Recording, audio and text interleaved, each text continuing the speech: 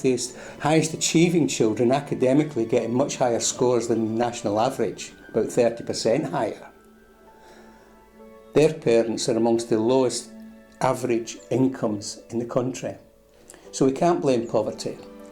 We can't blame the gender, because they're just a same ratio of men to women in the safest areas as they have in the most dangerous areas. We can blame overcrowding, because overcrowding a city, that's where people are more likely to get away with these things. Certain things, not others, but certain things.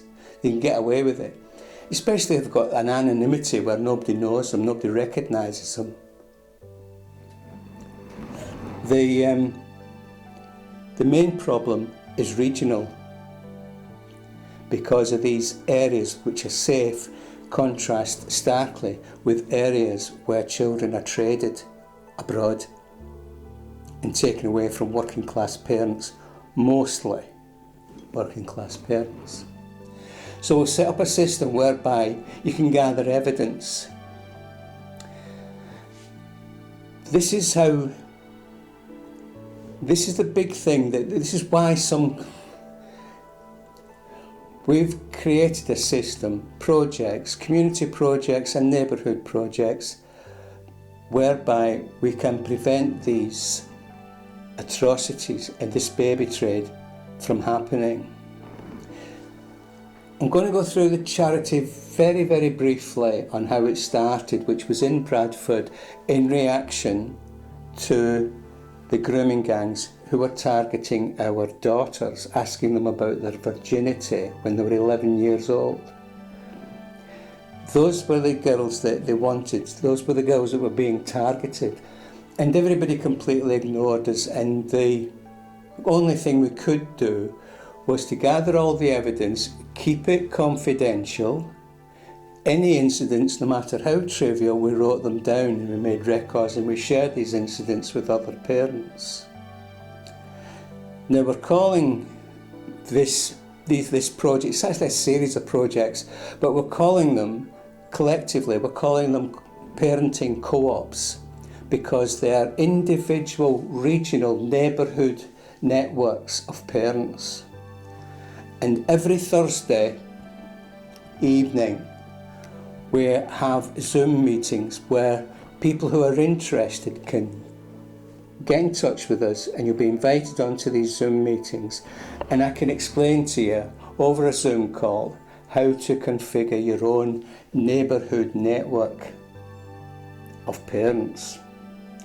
Because the one thing that, if you think about it this way, when a judge goes into court, whether it's a family court or whatever, they have got to make a decision on the balance of probability based on the evidence. Now, if one side is more evidence in their favour than the other, that's naturally going to go to a decision in favour of the one with the most evidence, or certainly the most credible evidence. That's why we are focused now on gathering evidence. Trivial little incidents don't mean anything, but if they happen over and over again to one person, and maybe if they happen over and over again to someone else, and someone else, and someone else, that's when we know we have evidence and we have a case. We have enough to go to court. I did some, I'll call it research, but it was actually, it was like a working research, because I was working for the probation service, and I got the opportunity, or I took the opportunity, to interview some of the worst sex offenders in the country, the most prolific offenders in the country. And their history of committing these kind of crimes went right back into childhood. The very first recollection of ever doing anything like this was usually about 3, 4, 5 years old. And that was when a time when they got away with it, and they got away with it again and again and again. And it just carried on from there, so nothing was ever stopping them. But the point is, these things happened long before they ever got to your particular child or to your particular case, your family. You weren't the first person.